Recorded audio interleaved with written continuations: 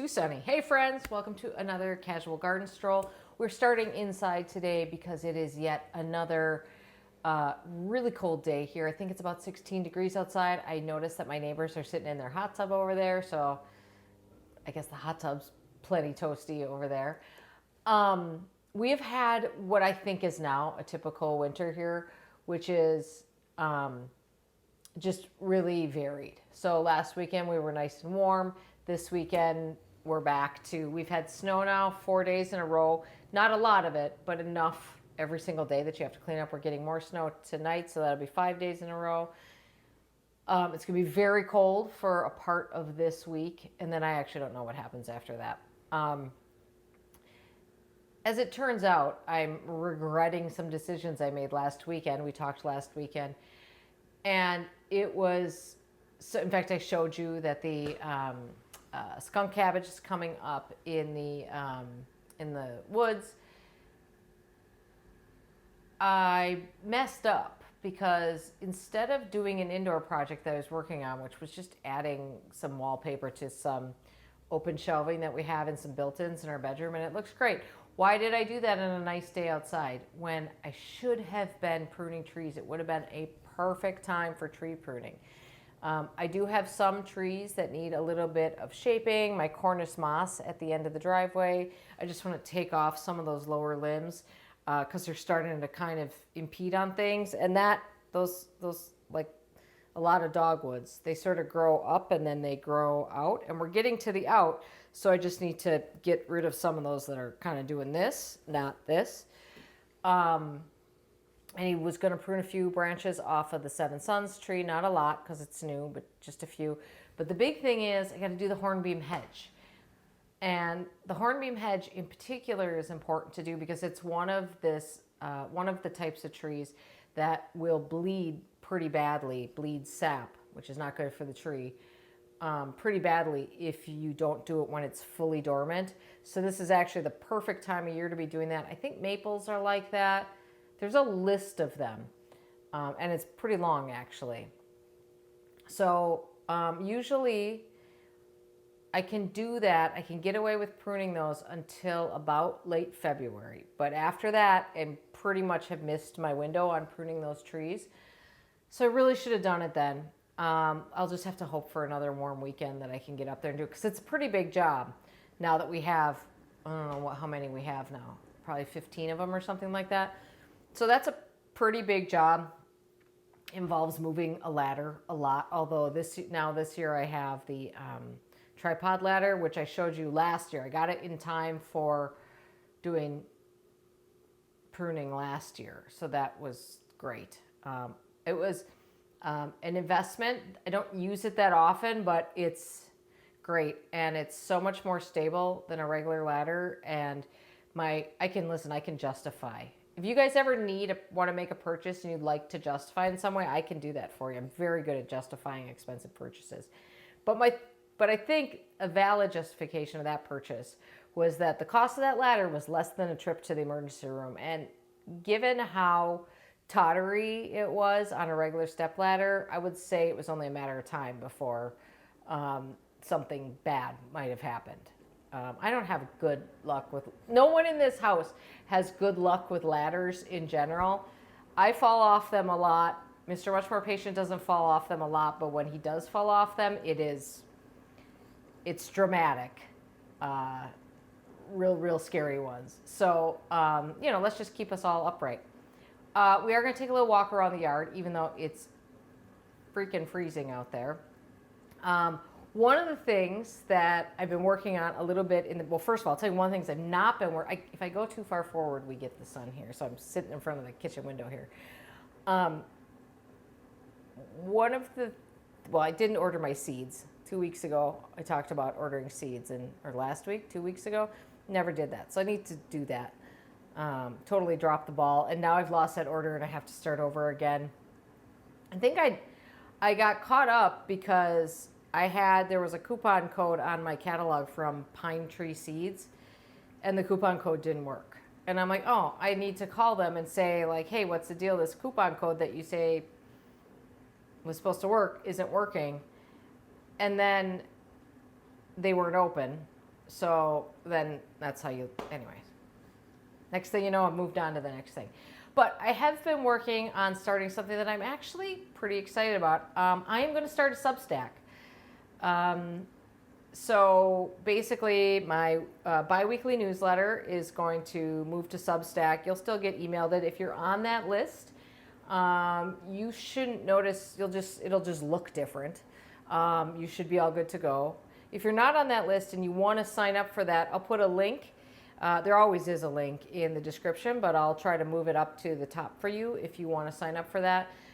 It will actually go to my current newsletter provider, but I'll be porting all of those names over to Substack once I'm ready to launch there. I'm trying to build up a little bit of content on Substack before I or have it ready to roll before I fully move over there,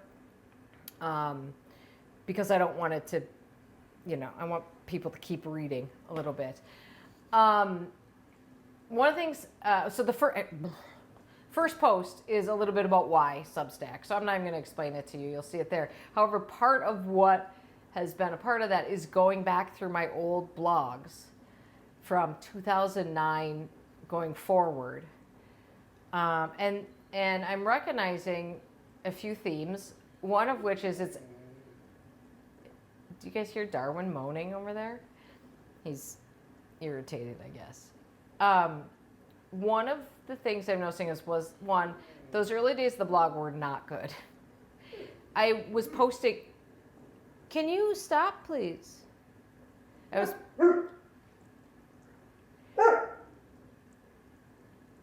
Quiet, please. I was posting every day, but I wasn't posting anything meaningful. I was posting I was kind of doing Instagram type posts with worse pictures before Instagram existed. It's very strange. But I'm going back through the photos of my garden that I shared back then.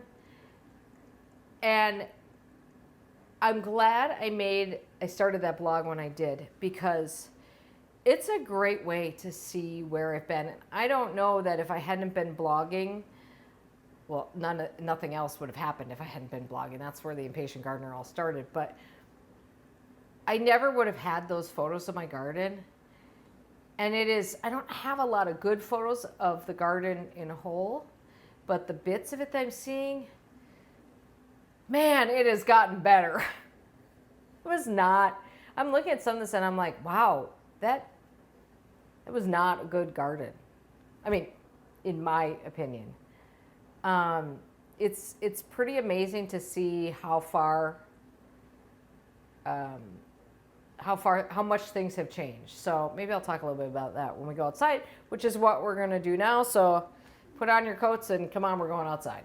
It's a 2-coat kind of day. Heated jacket on. By the way, lots of questions about the heated jacket. The brand is Aurora. It's the only one I've ever had, so I can't compare it to anything else. They sell a lot on Amazon, which I know is where this one came from. So I love it. I think it's great. It helps that we are in the same, like Mr. Much More Patient also has an Aurora jacket. So we actually have 2 batteries. So between the 2 of us, there's usually a battery that's charged up and ready to go, which is kind of helpful because the batteries are expensive and I wouldn't want to have to just buy a spare battery just for one thing. So it works out. Let's go outside. All right, well, here we are in this garden. So one of the things that I was noticing when I was going through the old blog was I've had a container here in the middle of this garden for a long time. 3 different ones over the years, and they've gotten increasingly bigger. And I'll tell you what, bigger is better. I mean, bigger is always better with containers as far as I'm concerned, but in terms of the look in the garden, the small one that I started with, which I didn't have a lot of money, right? So you do what you can. But the lesson learned on that one was that I should have saved my pennies and just bought a good one from the get-go, or a bigger one from the get-go. Okay, so we looked at buds on trees last week, both flower and leaf buds on some of these things. These are let's go to the back here. I'll show you the hornbeams that I should have pruned last week.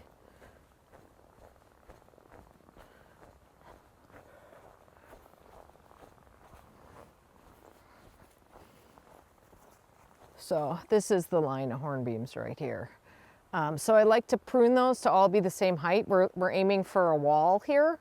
So, and then I prune them in a little bit to kind of help thicken them up. Now some of these down here at this end have gotten a little tall, ended up limbed up a little higher than I wanted them to, mostly by the deer. So I don't know, that we'll just have to see how that works as things grow. Pretty excited. I think I've got an arborist coming tomorrow to walk around the property with me and just share some opinions on, you know, I've never had a professional arborist out here to talk to me about, you know, what some of our trees could use in terms of care.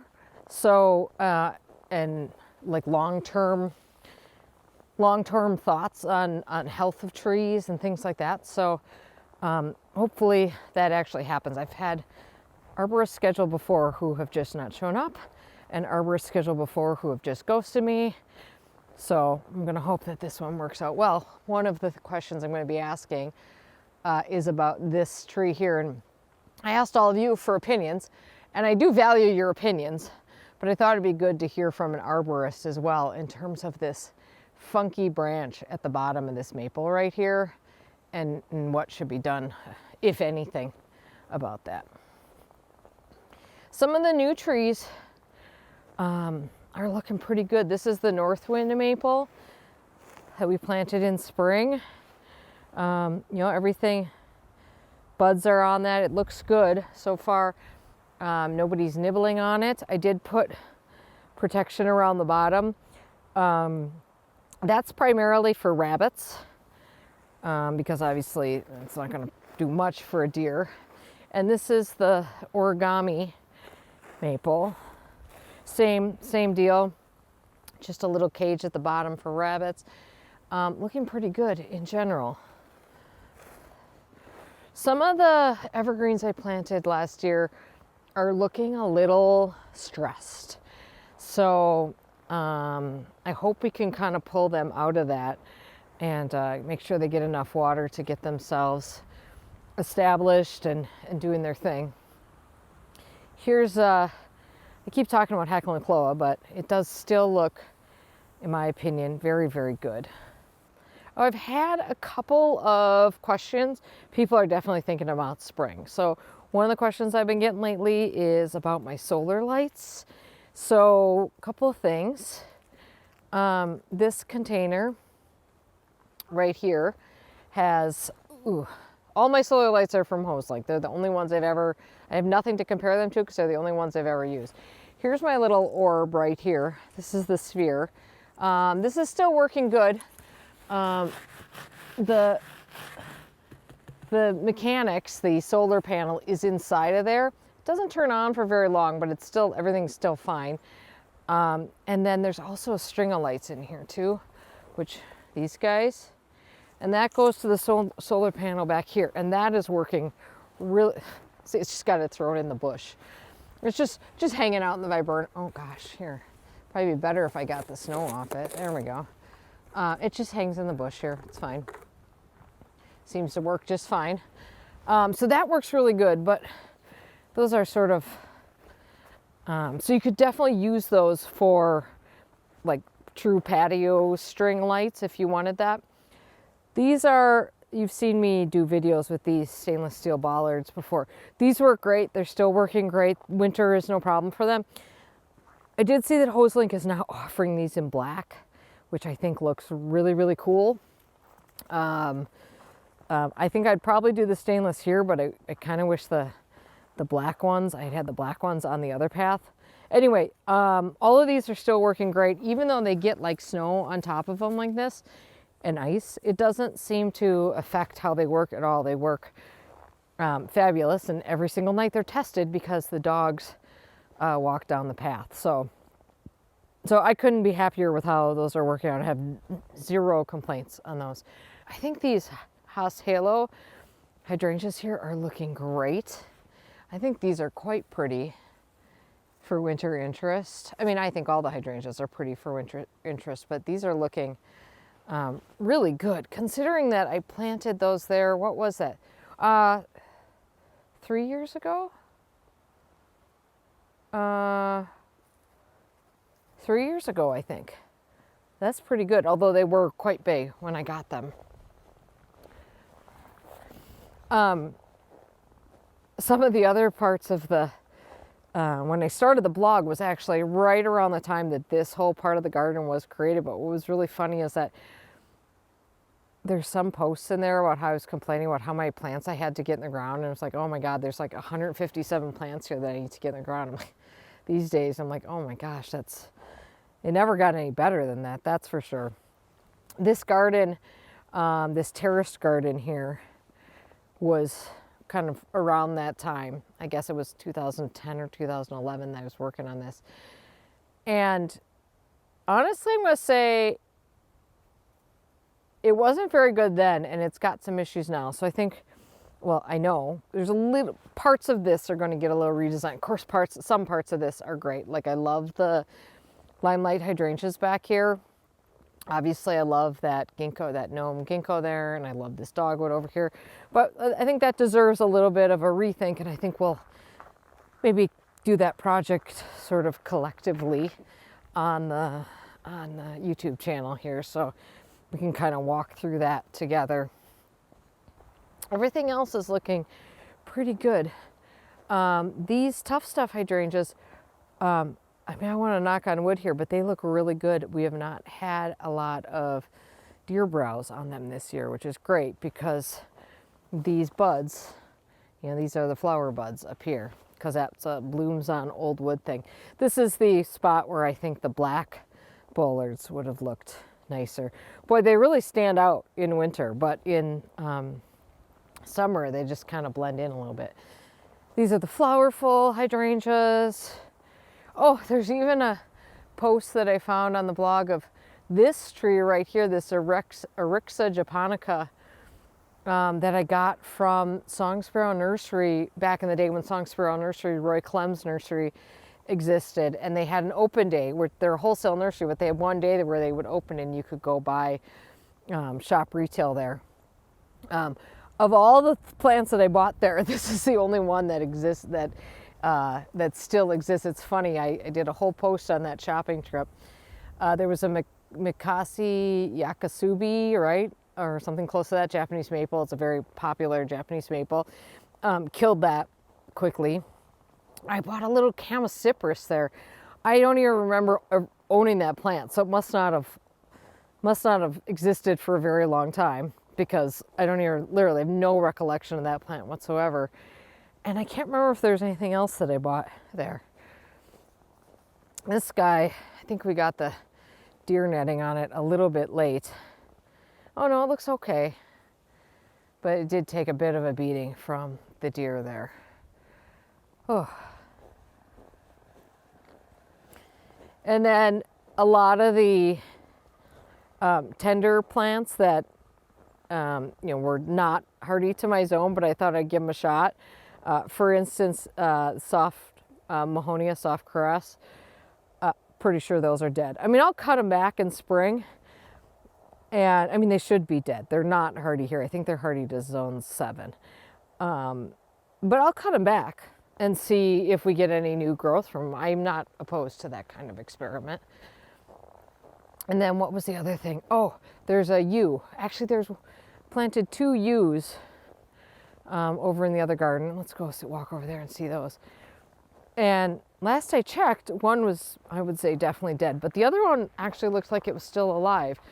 And that was another, I think it was a cephalotaxis actually. Hicks yew, I think.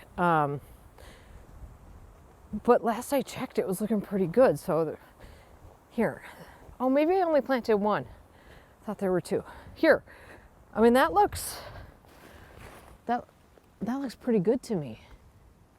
I think that guy is looking, dare I say, alive. Okay, that's that. So anyway, I hope if you are starting with a new garden, hang on, let me turn this around so we can actually talk. Okay, forgive the hood. So my point of talking about kind of revisiting the old blogs is that I'm glad I have that blog, because it gives me something to look back on. So if you are moving into a new garden or starting a garden, or frankly in the middle of any garden, I think it's a good reminder to take pictures even if it doesn't look good. And I know that's why I didn't have a lot of full garden pictures, was because I know the garden was not looking great at that point. But take the pictures, because it's so cool to look back on them and see how much the garden has changed. You know, gardens grow slowly and develop so slowly that you kind of miss it, because it's not, you know, to you, you don't notice it because it happens gradually over time. But when you look at the whole picture, boy, it makes a huge difference. It's astonishing to see where it came from. Anyway, so I hope you're doing that with your gardens. So, you know, what's the lesson for this week? Prune your trees when it's warm. Take pictures of your garden. All right, guys. Thanks for following along. As always, you can sign up for the, I'll put a link in the description for you to sign up for the newsletter if you want that. And I'll talk more about what's happening with Substack as that actually happens, because it's not there yet. All right, could my nose be any redder? Have a great day in your garden, everyone. Stay warm out there. We'll talk soon. Bye-bye.